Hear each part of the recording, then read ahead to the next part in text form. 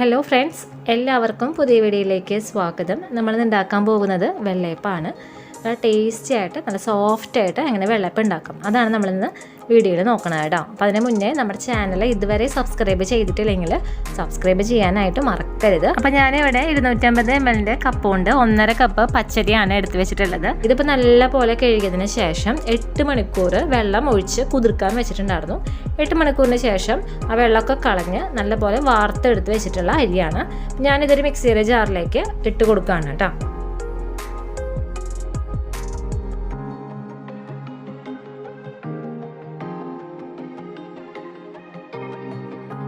അപ്പോൾ അതേ അരി എല്ലാതും മിക്സിയുടെ ജാറിലേക്ക് ഇട്ട് കൊടുത്തിട്ടുണ്ട്. ഇനി ഇതിലേക്ക് നമുക്ക് നാളികേരം ചേർക്കാനായിട്ട് നോക്കാം. 1 കപ്പ് നാളികേരം ചെറുകിയതാണ് ഞാനിവിടെ എടുത്തിട്ടുള്ളത്. ഇതും 250 ml കപ്പ് കൊണ്ട് 1 കപ്പ് നാളികേരം. ഇനി ഇതിലേക്ക് പഞ്ചസാര ചേർത്ത് കൊടുക്കാനായിട്ട് നോക്കാം. ഞാനിപ്പോൾ 4 ടേബിൾ സ്പൂൺ പഞ്ചസാരയാണ് ചേർത്ത് കൊടുക്കുന്നത്. നമ്മൾ അരച്ചെടുത്തതിന് ശേഷം മാവിൽ പഞ്ചസാര അളവ് കുറവാണെങ്കിൽ ആ ടൈമിൽ എക്സ്ട്രാ ചേർത്ത് കൊടുക്കാം കേട്ടോ. ഇനി ഇതിലേക്ക് ഞാൻ ഒഴിച്ചു കൊടുക്കുന്നത് കള്ളാണ് കേട്ടോ. വെള്ളത്തിന് പകരം നല്ലപോലെ ഫൈനായിട്ട് അരിഞ്ഞ് കിട്ടാൻ വേണ്ടിയിട്ട് കള്ളാണ് ഒഴിച്ചു കൊടുക്കുന്നത്. ഈസ്റ്റ് ഒന്നും ചേർക്കണില്ല, കള്ള് മാത്രമേ ചേർക്കണുള്ളൂ. അപ്പോൾ 1.5 കപ്പ് കള്ളാണ് ഒഴിച്ചു കൊടുക്കുന്നത്. നമ്മുടെ ഈ ചേർത്ത് കൊടുത്തിട്ടുള്ള അരിയും നാളികേരം ഒക്കെ നല്ലപോലെ ഫൈനായിട്ട് അരിഞ്ഞ് വരണം. അപ്പോൾ അതിനനുസരിച്ചിട്ട് നമ്മൾ വെള്ളം ഒഴിക്കില്ലേ, അതിന് പകരം കള്ള് ഒഴിക്കണു, അത്ര തന്നെ ഉള്ളൂ. ഇതേ കള്ള് ഒഴിച്ച് കൊടുത്തിട്ടുണ്ട്. എന്നിട്ട് ഇത് നല്ലപോലെ ഫൈനായിട്ട് അരച്ചെടുത്തിട്ട് ഞാൻ കാണിച്ചു തരാം കേട്ടോ. അപ്പോൾ അതേ അരച്ചെടുത്തിട്ടുള്ള വെള്ളയപ്പം മാവ് ഞാൻ എടുത്ത് വെച്ചിട്ടുള്ള പാത്രത്തിലേക്ക് ഒഴിച്ച് കൊടുക്കുകയാണ്. ഈ ടൈമിൽ നമ്മൾ ചേർത്ത് കൊടുത്തിട്ടുള്ള മധുരത്തിൻ്റെ അളവെല്ലാം കറക്റ്റിലായി നോക്കുക. കുറച്ച് മധുരം വേണം കേട്ടോ എപ്പോഴും വെള്ളയപ്പത്തിൻ്റെ മാവിൽ. പിന്നെ അതുപോലെ തന്നെ ഈ വെള്ളയപ്പത്തിൻ്റെ മാവ് പൊങ്ങി വരണ്ടേ, അപ്പോൾ അതിന് ഒരു പഞ്ചസാര മെയിൻ ഘടകമാണ്. അപ്പോൾ അതുകൊണ്ട് തന്നെ പഞ്ചസാര അളവ് കറക്റ്റിലായി നോക്കുക. തീരെ കുറഞ്ഞു പോകരുത്. കുറവാണെങ്കിൽ ഈ ടൈമിൽ ചേർത്ത് കൊടുക്കുക. നല്ലപോലെ ഒന്ന് മിക്സ് ചെയ്ത് വെക്കുക. അപ്പോൾ ഇനി ഇത് റെസ്റ്റ് ചെയ്യാനായിട്ട് വെക്കുകയാണ്. ഈ വെള്ളയപ്പം മാവ് എപ്പോഴാണോ പൊങ്ങി വരുന്നത് അപ്പോഴേ നമ്മളിത് ഉണ്ടാക്കാൻ പാടുള്ളൂ. അപ്പോഴാണ് കറക്റ്റ് നമുക്ക് ആ വെള്ളയപ്പത്തിൻ്റെ ഒരു സോഫ്റ്റ്നെസ്സിലും നല്ല ടേസ്റ്റി ആക്കി കഴിക്കാനായിട്ട് പറ്റുള്ളൂ. അപ്പോൾ ഞാനിപ്പോൾ നോക്കിയപ്പോൾ മധുരം ഇച്ചിരി കുറവാണ്. അതുകൊണ്ട് തന്നെ ഞാൻ എക്സ്ട്രാ 2 ടേബിൾ സ്പൂണോളം പഞ്ചസാര ചേർത്ത് കൊടുക്കുന്നുണ്ട്. എന്നിട്ട് നല്ലപോലെ ഇളക്കി വെക്കുകയാണ്. അതുപോലെ തന്നെ നമ്മുടെ വെള്ളയപ്പം മാവിൻ്റെ ഒരു കൺസിസ്റ്റൻസി എന്ന് പറയുന്നത് ഇതുപോലെയാണ്. തീരെ വെള്ളമല്ല, നല്ല കട്ടിയുമില്ല. അപ്പോൾ ആ രീതിക്കാണ് ഞാൻ എടുത്തിട്ടുള്ളത്.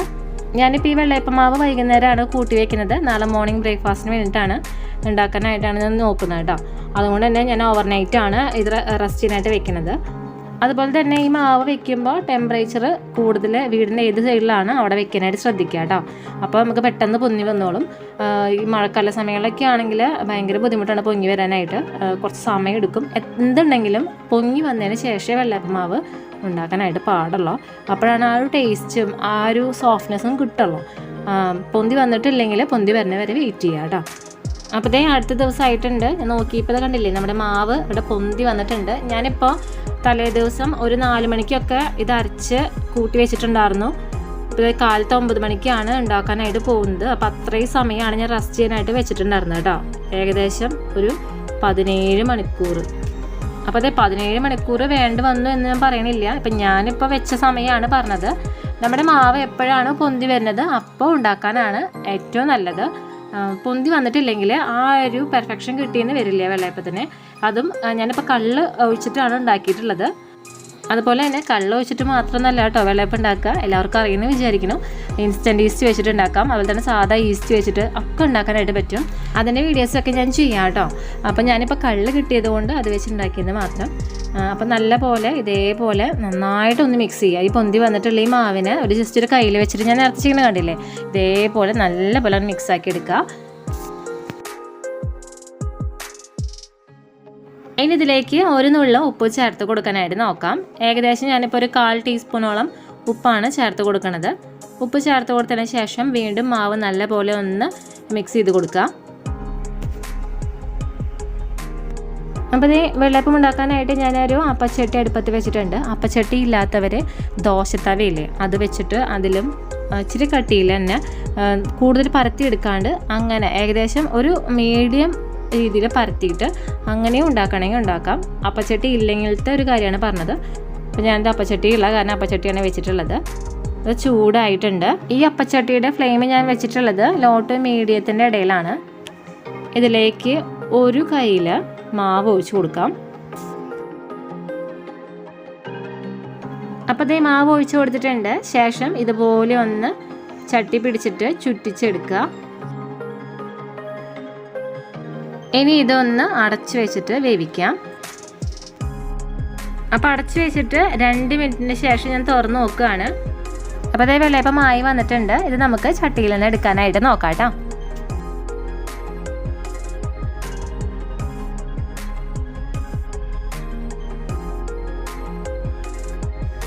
അപ്പോൾ വീണ്ടും നമുക്ക് ഒരു കയ്യിൽ മാവ് ചട്ടിയിലേക്ക് ഒഴിച്ചു കൊടുക്കുക. ശേഷം വീണ്ടും ഇതുപോലെ ഒന്ന് ചുറ്റിച്ചെടുക്കുക. ഇങ്ങനെ ചുറ്റിച്ചതിന് ശേഷം ഒരു 2 മിനിറ്റ് അടച്ച് വെച്ചിട്ട് ഒന്ന് വേവിച്ചെടുക്കുക. ഞാൻ വെച്ചിട്ടുള്ള ഫ്ലെയിം ലോ ടു മീഡിയം അതിൻ്റെ ഇടയിലാണ് വെച്ചിട്ടുള്ളത്. അപ്പോൾ 2 മിനിറ്റ് കഴിഞ്ഞിട്ടുണ്ട്. കണ്ടില്ലേ, നമ്മുടെ വെള്ളയപ്പം ആയിട്ടുണ്ട്. ഇത് നമുക്ക് ചട്ടിയിൽ നിന്ന് എടുക്കാനായിട്ട് നോക്കാം കേട്ടോ. അപ്പോൾ ഇതേപോലെ നമുക്ക് ബാക്കിയുള്ള വെള്ളയപ്പം എല്ലാം ഉണ്ടാക്കാനായിട്ട് നോക്കാം കേട്ടോ. അപ്പോൾ ഇത് നമ്മുടെ വെള്ളയപ്പം എല്ലാം ഉണ്ടാക്കി കഴിഞ്ഞിട്ടുണ്ട്. നല്ല സോഫ്റ്റ് ആയിട്ടുള്ള അതുപോലെ തന്നെ ടേസ്റ്റി ആയിട്ടുള്ള വെള്ളയപ്പമാണ്. അപ്പോൾ എല്ലാവരും ഉണ്ടാക്കി നോക്കണം. പലരും പറഞ്ഞു കേട്ടിട്ടുണ്ട് വെള്ളയപ്പം ഉണ്ടാക്കുമ്പോൾ അത്ര കണ്ട് പെർഫെക്ഷനിൽ വന്നില്ല, അതുപോലെ തന്നെ വെള്ളയപ്പത്തിന് തീരെ സോഫ്റ്റ്നെസ് ഇല്ല, ഭയങ്കര ടൈറ്റ് ആണെന്നൊക്കെ പറഞ്ഞു കേട്ടിട്ടുണ്ട്. അപ്പോൾ അങ്ങനെയുള്ള കംപ്ലൈൻറ്റ് ഉള്ളവരെല്ലാവരും ഇതുപോലെ ഒന്ന് ഉണ്ടാക്കി നോക്കണം. ഇത്രയും പൂ പോലത്തെ വെള്ളയപ്പമാണ്. കണ്ടില്ല, കാണുമ്പോൾ എന്നെ മനസ്സിലാവുന്നില്ലേ? അപ്പോൾ എല്ലാവരും ഉണ്ടാക്കി നോക്കുമെന്ന് പ്രതീക്ഷിക്കുന്നു. അതുപോലെ തന്നെ എല്ലാവർക്കും ഈ വീഡിയോ ഇഷ്ടമായെങ്കിൽ ലൈക്ക് ചെയ്യാനായിട്ട് മറക്കരുത്. അതുപോലെ തന്നെ ഷെയർ ചെയ്യുക, സബ്സ്ക്രൈബ് ചെയ്യുക. അതുപോലെ സബ്സ്ക്രൈബ് ബട്ടനടുത്തുള്ള ബെല്ലൈക്കനെ ക്ലിക്ക് ചെയ്യാനായിട്ട് മറക്കരുത്. അപ്പോൾ വരുന്ന ഓൾ ബട്ടണിൽ ക്ലിക്ക് ചെയ്യുകയാണെങ്കിൽ ഞാൻ ഇടുന്ന പുതിയ വീഡിയോസിൻ്റെ നോട്ടിഫിക്കേഷൻസ് എല്ലാം നിങ്ങൾക്ക് കിട്ടുന്നതായിരിക്കും കേട്ടോ. ഇതിനൊപ്പം കോമ്പിനേഷനായിട്ട് കഴിക്കാൻ പറ്റിയ കറികളെന്ന് എടുത്ത് പറയുകയാണെങ്കിൽ വെള്ളയപ്പം ബീഫ് കറി, വെള്ളയപ്പം ബട്ടർ ചിക്കൻ, വെള്ളയപ്പം മുട്ടക്കറി, വെള്ളയപ്പം ചട്നി, അതൊക്കെ ഒരു കോമ്പിനേഷൻ തന്നെയാണ്. അതുപോലെ ഉണ്ണികൾക്കൊക്കെ ആണെങ്കിൽ വെള്ളയപ്പത്തിനൊപ്പം പഞ്ചസാര കൂട്ടി കൊടുക്കുന്നത് അതൊക്കെ ഭയങ്കര ഇഷ്ടമായിരിക്കും. അപ്പോൾ അതേ ആ കറികളിലൊക്കെ ലിങ്ക് ഞാൻ ഡിസ്ക്രിപ്ഷൻ ബോക്സിൽ ഇടുന്നുണ്ട് കേട്ടോ. അപ്പോൾ എല്ലാവരും അത് വന്ന് കാണണം. അപ്പോൾ തന്നെ എല്ലാവരും ഉണ്ടാക്കി നോക്കണം. അപ്പോൾ എല്ലാവർക്കും ഈ വീഡിയോ ഇഷ്ടമായെന്ന് വിശ്വസിക്കുകയാണ്. അതുപോലെ തന്നെ നിങ്ങൾ ഓരോരുത്തരും എനിക്ക് തന്ന സപ്പോർട്ട് ഇനി അങ്ങോട്ടും ഉണ്ടാവുമെന്ന് പ്രതീക്ഷിക്കുകയാണ്. അപ്പോൾ എല്ലാവർക്കും പുതിയൊരു വീഡിയോ വരുന്നവരെ നന്ദി, നമസ്കാരം.